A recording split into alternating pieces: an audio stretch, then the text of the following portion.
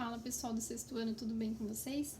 Tô aqui quebrando minha cabeça para montar o vídeo porque a luminosidade hoje aqui não tá ajudando muito. Eu não tenho equipamento, né, profissional, mas tô tentando fazer o melhor para vocês, tá? Eu tô vendo que a tela tá bem ruim de enxergar, mas eu vou mandar a apresentação para vocês e aí vocês podem acompanhar aí no de vocês para ficar mais claro, tá bom? É o seguinte, pus até esse coraçãozinho aqui para lembrar que eu tinha explicado para vocês algumas aulas anteriores ainda na escola que o sujeito e o verbo eles têm que estar em união, em acordo, né? Lembra que eu tinha falado para vocês então do agreement? Não sei se dá para enxergar aqui agreement. Agreement é um acordo. Então, o sujeito, quem que é o sujeito? Aquele que pratica a ação, e o verbo, né, a ação, ou o estado, né? Então, por exemplo, aqui, I like, eu gosto.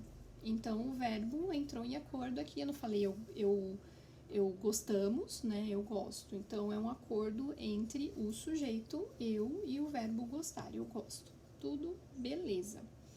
Só que, como a gente já tinha visto, a terceira pessoa, o he, she e o it, eles não quiseram entrar nesse mesmo acordo, eles queriam ser diferentes. Então, enquanto os outros verbos, I like, you like, eu gosto, você gosta, nós gostamos, tal, no tempo presente, a terceira pessoa, quem é a terceira pessoa? O he, o she e o it. Ele, ela e ele, ela pra coisa, né?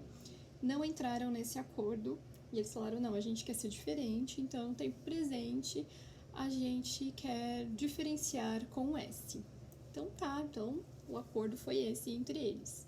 Então o acordo deles é que todos os verbos no tempo presente, com exceção do to be, né, vão levar S.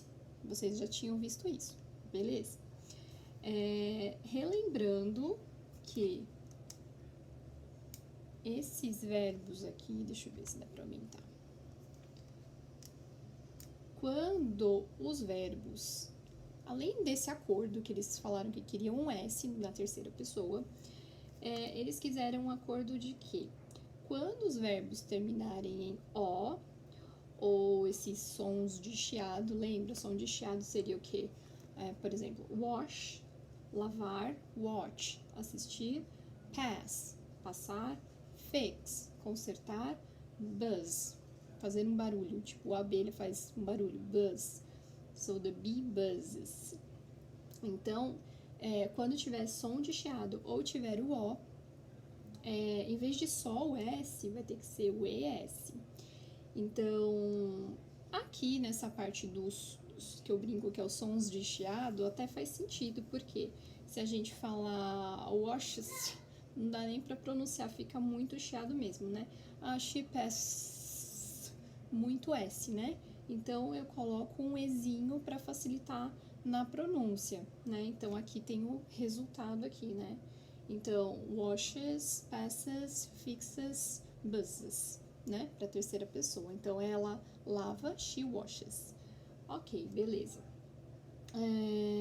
O go também, uma exceção. Então, quando um verbo terminar em O, vai ter também o ES. Então, vai para goes. He goes. Ele vai. Ok. Quando a gente tem o Y, também dá uma certa mudadinha. Então, no try, por exemplo, que termina em Y, e antes do Y eu tenho uma consoante, no caso aqui é um R, esse Y eu vou jogar fora e vou colocar um trio parada dura nele, que é o IES, tá? IES. Quando eu tenho um verbo terminado em Y, mas antes dele é uma vogal, não acontece nada, eu só coloco o S, certo? Então, lembrando que esse é o acordo para a terceira pessoa no tempo presente. Tempo presente, para que a gente usa? Para a gente falar sobre rotinas. Você gosta de de ir ao shopping, você trabalha, você estuda, geralmente a gente usa o tempo presente para falar de rotinas, tá? Então, para todas as outras pessoas, tudo normal, era o acordo, era usar só o verbo e tava tudo certo. Mas a terceira pessoa aqui, esses três carinhas falaram, não, a gente quer ser diferente, vamos colocar um S aí para mostrar que quem manda aqui é a terceira pessoa, tá? Então, eles resolveram colocar esse S aqui para indicar que é o tempo presente é exclusivo da terceira pessoa, tá?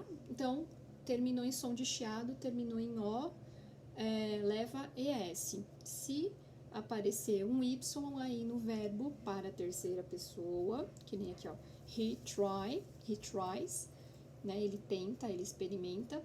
Eu tiro o Y, jogo fora e coloco o trio parada dura. Lembram-se disso, né? Tá, então esse é o subject-verb agreement, o acordo entre sujeito e verbo. Esse é o acordo deles. Agreement significa acordo. Belezinha, ok. Aqui, mais um detalhe para vocês. A gente já viu que a gente tem o sujeito, aquele que pratica a ação, o verbo, que é um estado ou é uma ação, e temos o objeto, que é o que o verbo pratica, o complemento da frase. Então, por exemplo, aqui, ó, o John gosta de espaguete. John likes spaghetti. O John é o sujeito, ele que está praticando a ação. Tem o verbo, no caso, terceira pessoa, e leva um S. E o objeto, que seria o espaguete. Tá. Quando o sujeito, o verbo, um verbo está no lugar do sujeito, aqui o verbo não é, o sujeito não é mais o John. O sujeito dessa frase aqui é nadar. Nadar é bom. Essa é a frase, nadar é bom. Nadar está no lugar do sujeito. Poderia ser o John é bom? Poderia, mas eu não quis falar que o John é bom, eu quis falar que nadar é bom.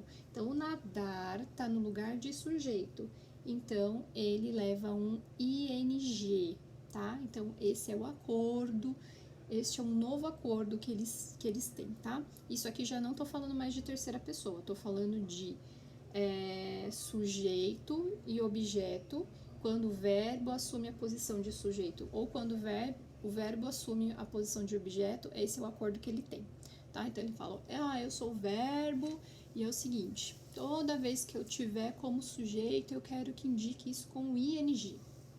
Quando eu for objeto também, quero que indique isso com ing. Então, esse é o acordo que eu quero fazer com vocês. Ok, então esse foi o acordo, tá? Aqui um exemplo de objeto, que é o complemento da frase. Eu gosto de ler. Eu poderia gostar de espaguete, poderia gostar de alguém, mas eu quis gostar de ler. Então, o gostar do quê? De ler. Ler é a continuação da minha frase. Então, o ler está no lugar de objeto. Então, ele vai levar o ing, tá bom? Então, acho que ficou claro, né? Quando o verbo assume a posição ou de sujeito ou de objeto, ele leva ing. I like reading. Swimming is good. Ok? Beleza. Gente, vou gravar outro vídeo, porque senão não vou conseguir colocar lá no YouTube, tá bom? Então, vou dar uma pausa aqui e já volto.